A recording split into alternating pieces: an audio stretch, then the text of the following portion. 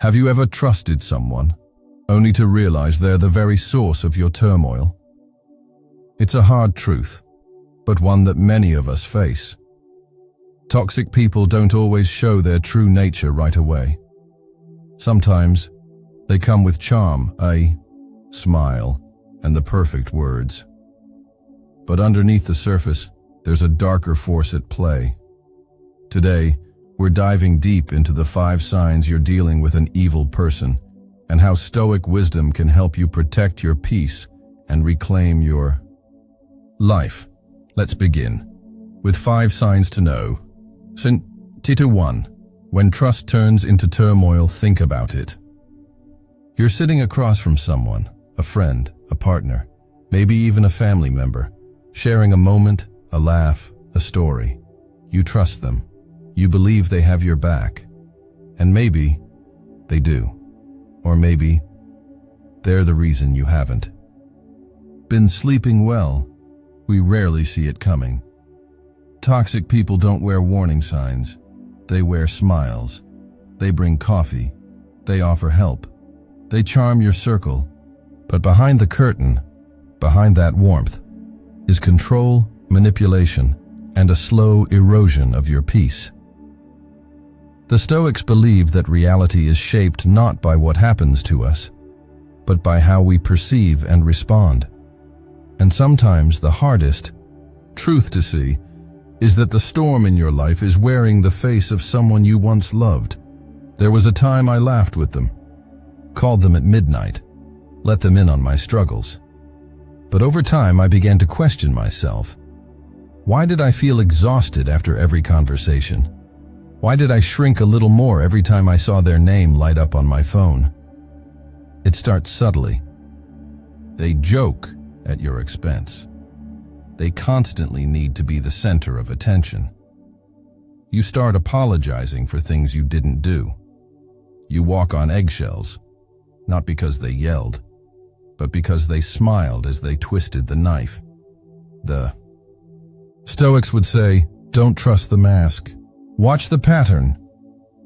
Marcus Aurelius reminded us, the soul becomes dyed with the color of its thoughts. When you spend time around someone long enough, their energy, good or bad, begins to tint your spirit. I didn't want to believe it. I told myself, they're just going through a hard time. I gave benefit after benefit of the doubt. Until one day, I realized I had stopped giving myself any. That's the thing about harmful people. They don't always scream. Sometimes, they just quietly dim your light until you forget you had one. If that sounds familiar, this story might be for you. Not to blame, not to shame, but to recognize. Recognizing darkness in someone else is not an act of judgment. It's an act of self-preservation, and that is a Stoic's first responsibility. So before we dive into the signs, the red flags, the behaviors, the manipulations, pause, reflect. Who in your life leaves you feeling drained instead of inspired? Because sometimes, the most dangerous evil is the one you welcome in with open arms. Sign 2. The seduction of charm and the deception beneath it. They light up a room. That's what everyone says. They're magnetic, funny. They remember your birthday. They compliment your shirt. They say all the right things, the things you didn't even know you needed to hear. And at first, you believe them, because why wouldn't you? We've been taught to trust warmth, to lean into kindness, to welcome those who make us feel seen. But the Stoics teach us something different. They remind us, not all that glitters is gold, and not all smiles are sincere. Here's the truth no one tells you. Charm is a tool, and like any tool, it can build or it can destroy. Some people wield charm not to connect, but to control. They study you, your habits, your insecurities, your hopes, and then they reflect them back to you in ways that feel like fate. You think you've met someone who gets you, but really you've met someone who knows how to get to you. I remember a friend like that. They made everyone laugh. They told the best stories. They always had a way of making me feel like I was the only one in the room. Until I wasn't. Slowly, their humor turned sharp. Their compliments came with conditions. And when I began to succeed, they became distant, even cold. You see, people who hide behind charm often need the spotlight, not just to shine, but to outshine. And if you begin to glow in your own right, they feel threatened.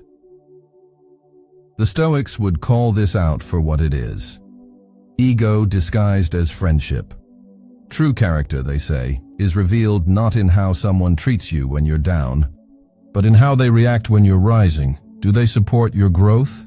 Or do they subtly cut you down with backhanded compliments and forced laughter? There's a moment in every toxic dynamic when the mask slips. A joke that stings just a bit too much. A moment of silence when you expected support. A conversation where your joy is hijacked, redirected, or dismissed. That's when the Stoic in you must rise. To observe, not react. To see things as they are, not as you wish them to be. Because wishful thinking won't protect your peace. But clarity will. The ancient Stoics weren't cold. They weren't unfeeling. They were honest, focused, alert, and they knew, as you must know now, that not everyone who walks beside you is walking with you. So the next time someone seems too good to be true, don't rush, don't justify, don't silence your intuition. Observe, wait, and let their character reveal itself, as it always does, eventually. Sign 3. The absence of empathy and the hidden cost of staying. Hits you when you need them the most. You're sitting across from someone you care about, your voice trembling as you share something raw, vulnerable, real. A tough day, a private fear, a small victory you were proud of, and all you get in return is silence, a shrug, a joke, a change of subject. That's when it begins to sink in. They're not really listening. Worse, they don't really care. Empathy is the lifeblood of connection. It's what makes us feel seen, safe, human. But some people, the ones the Stoics warned us about, seem to lack it entirely. They don't just misunderstand your emotions. They disregard them. They weaponize them. They make you feel foolish for even having them. Stoicism doesn't ask us to suppress our feelings. It asks us to govern them. But when you're in the presence of someone who never validates what you feel, you start doing that anyway. You start questioning your own reactions. You bottle things up. You tough it out. And that's not strength. That's survival.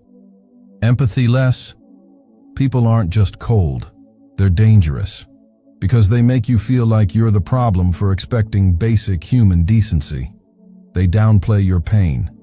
They avoid accountability. They forget your joy. But remember your mistakes. And maybe worst of all, they never show up for your wins. They don't celebrate you. They minimize your efforts. Or they twist the narrative to make it about themselves. Imagine achieving something you've worked hard for, and the person closest to you barely reacts, or worse, tries to one-up you. That isn't love. That's erosion. Little by little, your confidence wears thin. Your light dims. The Stoics would say, judge not by words, but by deeds. For a man's nature is revealed in how he treats those who trust him. And yet we stay, because we hope. We rationalize. We say, they're just not good at emotions. But the truth is, empathy isn't a skill, it's a choice. And if someone repeatedly chooses not to feel with you, not to care for you, not to honor your humanity, then it's time to choose yourself. I've learned this the hard way. Not in a single betrayal, but in dozens of tiny moments. Moments where I left conversations feeling small, as if my needs were an inconvenience, my feelings a burden. The Stoics teach that our peace must not be placed in the hands of others. So if someone keeps poking holes in your emotional foundation, you must stop handing them the hammer. There's no virtue in staying where you're not valued, no wisdom in pouring into someone who leaves your cup empty. Empathy is not too much to ask. It's the bare minimum of human decency. And when it's missing, that's not your cue to try harder. That's your cue to walk away. Sign 4. The subtle art of manipulation and the fight to reclaim your self-manipulation. Doesn't always look like control. Sometimes it looks like kindness. A favor you didn't ask for. A compliment that feels off. A carefully timed apology, just enough to keep you close, but never quite enough to make things right. Manipulators are artists, and their canvas is your trust. They don't just play, they repaint reality. They twist facts, rewrite history, until you begin to wonder, did I overreact? Was I too sensitive? Maybe it really was my fault. This is the heart of gaslighting. The quiet war on your memory, your intuition, your voice.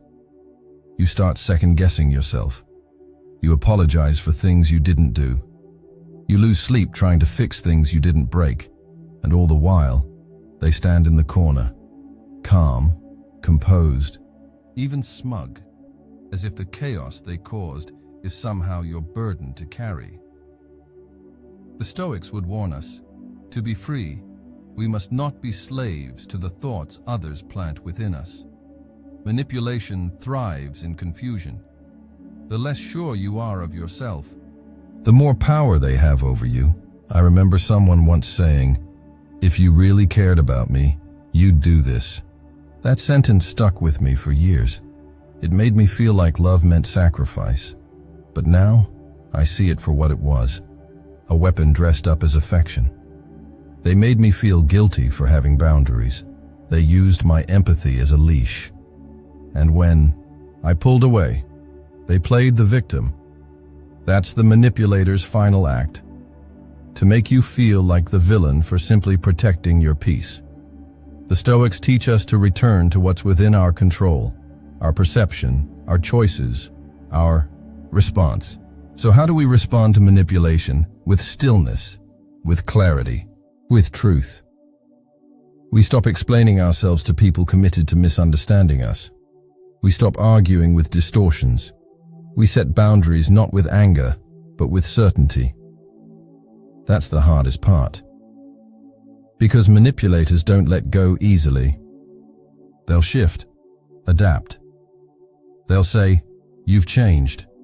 And they'll be right, you have. You've stopped giving away your power. You've learned that loyalty doesn't mean self-abandonment, that being kind doesn't mean being used. And that love, real love, never asks you to lose yourself in order to keep it. The Stoic path is one of personal integrity. And in a world full of illusions, honoring your truth is the most radical thing you can do. So if you've ever felt twisted, cornered, manipulated, know this: you're not broken. You're not crazy. You're waking up. And once you do, once you see clearly, you can't unsee. That's when the healing begins. That's when the reclaiming starts. And that's when you remember. You were never the weak one. Sign 5. Control in disguise. When concern becomes domination, it doesn't always start with rules. It starts with, "I'm just worried about you," or "I only want what's best." It sounds like love. It feels like protection. But over time, it starts to feel smaller. Control rarely barges through the front door. It tiptoes in, disguised as care. At first, it's subtle. They prefer if you don't go out tonight. They don't trust your friends. They just want to manage the money, to make things easier. And you agree, because you care. because you think compromise is love, because you don't realize you're trading your freedom for their comfort. The Stoics believed that true strength begins within, in the freedom of thought, choice, and self-mastery. To lose that, even in the name of love, is to lose the very foundation of who you are. I remember when I started asking for permission without even realizing it. Is it okay if I meet them for coffee? Do you mind if I spend this? Would you be upset if... It wasn't about respect anymore, it was fear. Fear of the cold shoulder, fear of the silent treatment, fear of the consequences that came from simply being myself. That's how control works. It makes you doubt your right to exist independently, and when you push back, they call you selfish. They say you're too much. They accuse you of being ungrateful for everything they've done. The Stoics would call this what it is, tyranny of the intimate. Epictetus reminds us, no man is free who is not master of himself. And if someone demands ownership over your time, your body, your choices, that is not love, that is possession. You might notice they isolate you. Suddenly, you're spending less time with friends. Family becomes a problem. They say things like, only I really understand you. And slowly their voice becomes the only one you hear. That's not intimacy, that's enclosure. A soft-spoken prison built on dependency and guilt. And the tragedy is, most people don't realize it's happening until they've lost themselves, until they look in the mirror and wonder, when did I become so small? But the Stoics offer a way back. They teach that we can regain our sense of self, not by confronting the controller directly, but by returning inward, by asking, what do I value? What boundaries matter to me? Where have I given up my freedom? And why? It's not easy. Reclaiming your autonomy rarely is. You may be met with resistance, anger, even threats. But the Stoics say, let others do what they must, you do what is right. Because your life, your one precious, limited life, should not be spent asking permission to be who you are. So if you've been told that control is love, that submission is safety, that obedience is respect, remember this, real love expands you. It nourishes your spirit. And it never, never asks you to shrink. Sign 6. The web of lies and the power of living in truth. They lie. Not once, not twice, but constantly. So often, you start losing count. And that's the point, isn't it? To make the truth so tangled, so twisted, so fractured, that even you stop looking for it. Pathological lying is its own kind of violence. It doesn't bruise your skin, it bruises your reality. The Stoics placed truth at the center of virtue. To them, lying wasn't just unethical, it was a denial of nature, a fracture of the rational mind. Marcus Aurelius wrote, if someone can prove me wrong and show me my mistake, I will gladly change. For it is the truth I seek, and the truth that sets me free. But with a liar, you never get the chance. Because the truth is never the goal, control is. They'll lie about little things, where they were, what they said, what they meant. Then they'll lie about big things, money, history, other people. Even things you know are false, they'll deny with a straight face, and when you catch them, they'll deny it harder. Or worse, they'll make you question yourself. That's how the web is spun, not just with the lies themselves, but with the doubt they plant in you. Maybe I misheard. Maybe I overreacted. Maybe it doesn't matter. But it does. Because every time you accept a lie, even a small one, you chip away at your own clarity. And over time, your world becomes fog. The Stoics believed in seeing clearly.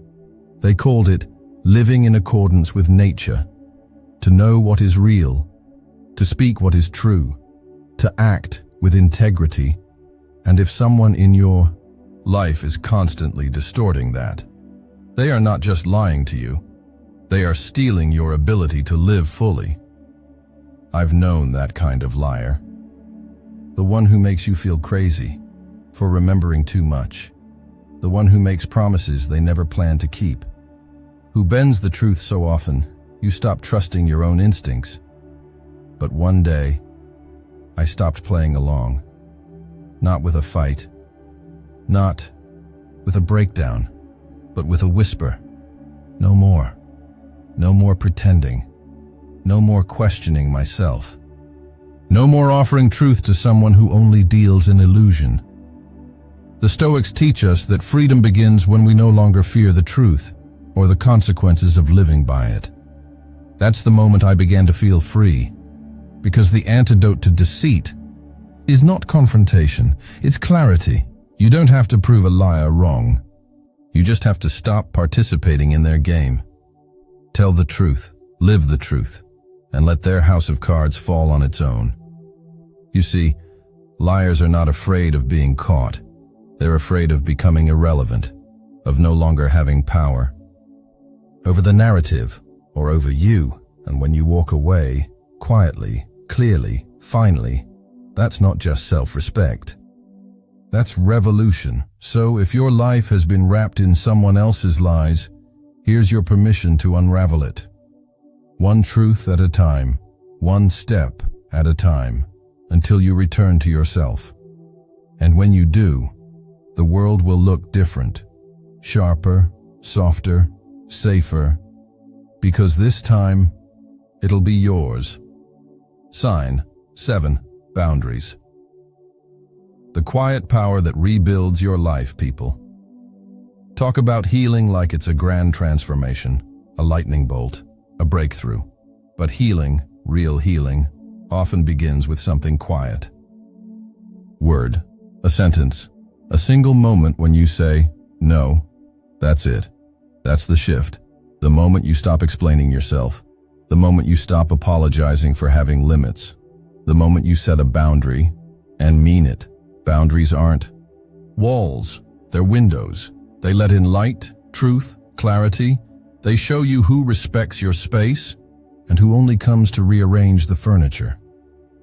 The Stoics taught that our peace begins within, but it's guarded by the lines we draw around us. People don't cross your boundaries by accident. They test, they push, they study your silence and use it as permission. I used to think I was being nice by letting things slide, by not speaking up, by accommodating everyone's needs except my own. But all I was doing was betraying myself, politely. And that's not kindness. That's surrender. When you set a boundary, you will face resistance. Some will guilt trip you. Others will disappear. And the ones who loved you only when you had no voice, they'll call your strength selfish. But the Stoics would smile at that, because standing in your truth will always threaten those who only ever loved your silence. Seneca once said, "No man is more unhappy than he who never faces adversity, for he is not permitted to prove himself." Setting boundaries is proof, not to them, but to you, that you matter, that you're worth protecting, that your energy isn't for sale. So start small. No, I can't make it tonight. No, I don't accept being spoken to like that. No, I won't keep pretending I'm okay. Every no you say to them is a louder yes to yourself. Sign 8. When kindness becomes a weapon, you're kind, you're understanding. You give people the benefit of the doubt, again and again and again, and that's beautiful. But here's the thing no one warns you about. Some people don't see kindness as a virtue. They see it as a door. And once it's open, they don't walk through it. They move in, and they take over. Toxic people love the kind-hearted, not because they value compassion, but because they see opportunity. They see someone who won't fight back, someone who will explain instead of confront, someone who will forgive, not once, but endlessly. The Stoics warned us about this, because even Marcus Aurelius, Emperor of Rome, knew that people would mistake gentleness for weakness. Do not waste what remains of your life in speculating about others. Instead, be firm in your resolve and unmoved by praise or blame. See, when you're deeply kind, you assume others are too. You expect fairness. You believe people mean well. And when they don't, it doesn't compute. That's when kindness becomes the hook. They lean on your empathy. They use your past against you. They say things like, "I thought you were different. I didn't expect this from you." Suddenly you're defending yourself for drawing a line. You're comforting them while they hurt you. You're apologizing when you did nothing wrong. And here's the hardest part. They don't always look cruel. Sometimes they cry. Sometimes they need you.